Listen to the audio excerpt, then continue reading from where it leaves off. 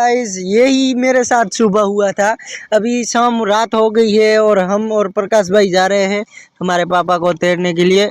और देखो दोस्तों, हमारे बाइक में चेन बार बार गिर जाती है, नहीं टाइट। अभी तक हम गांव में नहीं पहुंचे और ये बीच में हम छठी बार चेन चढ़ा रहे और प्रकाश भाई कुछ कह रहे, सुनो उसका।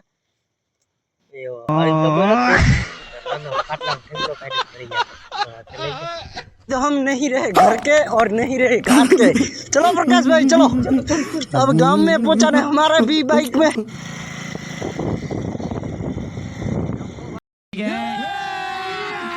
अभी मजा आएगा ना भिड़ो। अरे जा आभार भाई, आभार, थैंक्स। કેમ છે ભાઈઓ?